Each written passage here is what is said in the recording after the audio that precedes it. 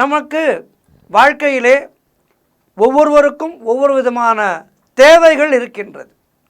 அந்த தேவைகள் நிறைவேறுவதற்கு நாம் நம்மாலான முயற்சிகள் எவ்வளவு செய்தாலும் இறையருள் நமக்கு துணையாக வந்தால்தான் அந்த தேவைகள் சரியான முறையிலே தேவையான நேரத்திற்கு கிடைத்து நிறைவேறும். அதற்கு என்ன செய்ய வேண்டும்? இறை வழிபாடு என்பது மிக மிக முக்கியம். ஒவ்வொருவருக்கும் நாம் விரும்பினாலும் விரும்பாவிட்டாலும் 12 ராசிகளிலே 27 நட்சத்திரங்களிலே ஒருவராகத்தான் நாம் பிறக்கின்றோம். பிறந்த ஒவ்வொருவரும் இந்த 27 நட்சத்திரங்களுக்குள் ஒரு நட்சத்திரத்துக்குள் அடங்கலாம். அதேபோல் 12 ராசிகளிலே ஒரு ராசிகளிலே அடங்கலாம். இப்படி இருக்கின்றது. அந்தந்த ராசிக்கு அந்தந்த கிரகங்கள் வரும்போது அதனுடைய தாக்கமானது நமக்கு ஏற்படுவது இயல்பு. ஆகவே இவை அன்றாடம் நாம் சந்திக்கப் போகின்ற நிகழ்வுகள் தான். நம்முடைய தேவைகள் சரியான முறையிலே நிறைவேறுவதற்கும் நம்முடைய விருப்பங்கள் நிறைவேறுவதற்கும் இந்தந்த மாதங்களிலே இதனை செய்தால் அது நமக்கு நல்லது என்று பெரியோர்கள் சொல்லி வைத்திருக்கின்றார்கள். இப்பொழுது ஆனி மாதத்திலே இருக்கின்றோம். இந்த ஆனி மாதத்திலே நடராஜர் கோவில்களிலும் சரி, பெருமாள் கோவில்களிலேயும் சரி ஆணி திருமஞ்சனம் நடைபெறும்.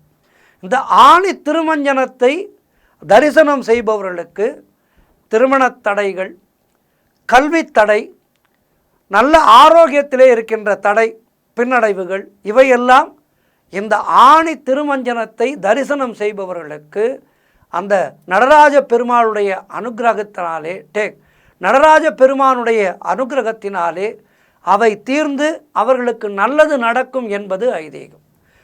சிதம்பரம் அற்புதமான ஆலயம். இந்த சிதம்பரத்திலே நடராஜர் தரிசனம் என்பது நம்முடைய ஊழ்வினைகளை எல்லாம் தீர்க்கக்கூடியது. ஆகவே இந்த ஆனி மாதத்திலே ஆணி திருமஞ்சனத்தை கண்டு ரசித்து நடராஜ பெருமாளுடைய அனுக்கிரகத்தை பெறலாம்.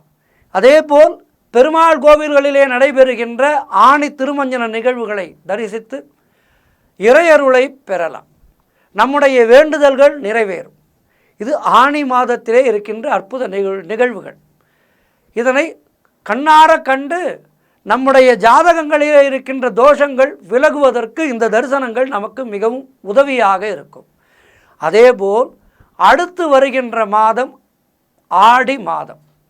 ஓம் சக்தி என்ற கோஷத்தோடு எல்லா அம்மன் திருக்கோவில்களிலேயும் மிக அற்புதமான முறையிலே திருவிழாக்கள் நடைபெறும்.